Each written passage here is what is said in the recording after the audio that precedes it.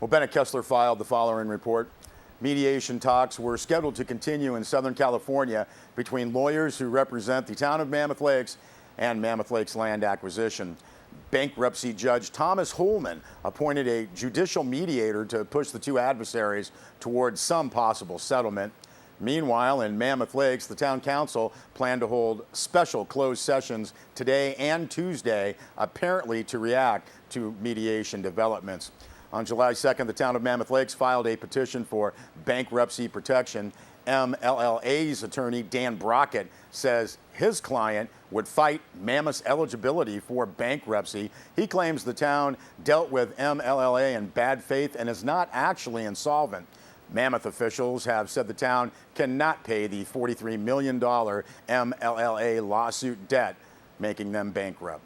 In court papers that objected to a quick resolution of Mammoth's bankruptcy eligibility, MLLA lawyers said the town failed to respond to an MLLA offer, had a documented $5 million per year in discretionary money, and made no payment to MLLA. These same documents claim Mammoth, quote, has an axe to grind, end quote, because of MLLA's repeated court victories.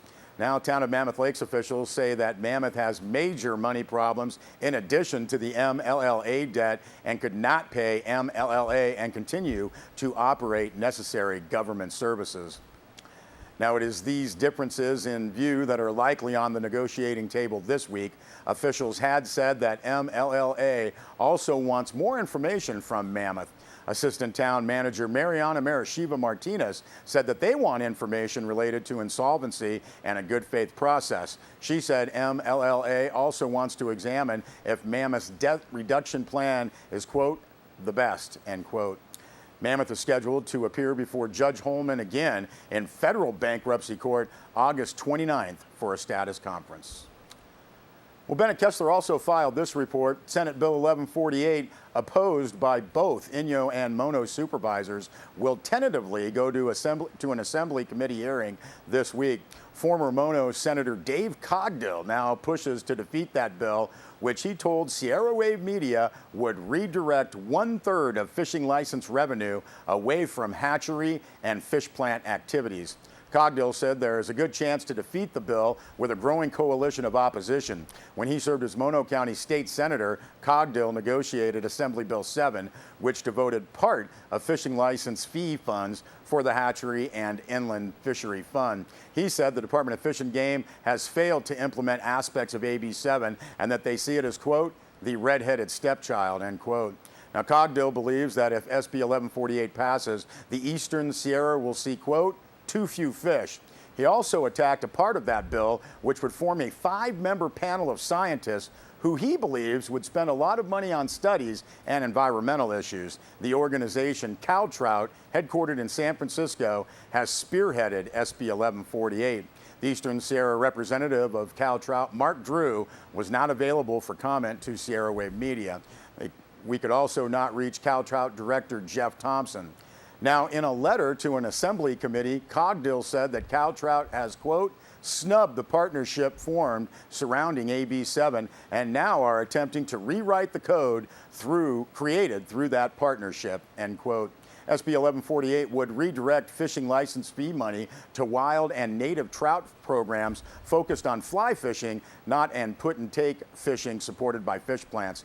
Cogdill said he is not against wild trout programs, but does oppose, quote, raiding hatchery money, end quote. Cogdill did say that there's a good chance of defeating the bill. He said he and others are dealing with the powerful Latino caucus on this issue. Cogdill said, quote, this is about elitist fly fishing. The 99% are being ignored, end quote.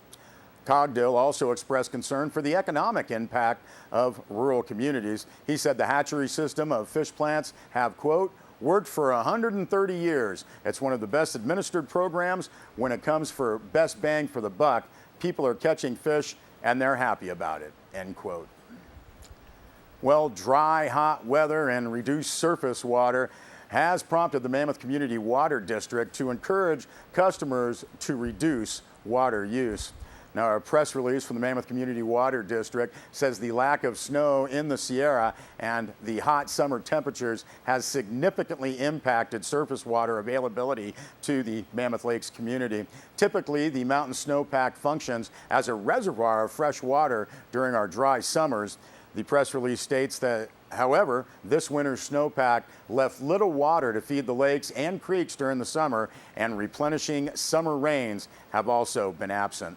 The Mammoth Lakes watershed is experiencing a roughly 1 in 20-year drought condition due to the meager winter, according to that press release. The water district uses a combination of surface water, groundwater, and recycled water to meet the water needs of the community. The surface water supply is now exhausted until the area receives significant moisture in the form of rainstorms or the eventual return of winter precipitation. The combined low Mammoth Creek flows and Lake Mary storage levels prohibit any further significant use of surface water for the remainder of the summer and fall seasons, that press release states. Therefore, the Water District is requesting that customers voluntarily start reducing their water use to ensure a reliable water supply for the remainder of the summer. Now, later this month, the Water District's Board of Directors will consider implementation of mandatory conservation measures at their August 16th monthly meeting. Now, for more information on lawn management, the public can attend a water-efficient lawn care workshop hosted by the Water District. That is set for August 23rd, and the Water District is also offering rebates for pressure-reducing valves on irrigation systems. Now, if you would like to see more on this story, including tips on reducing water usage, please see our website, sierrawave.net. We'll be back with a weather report.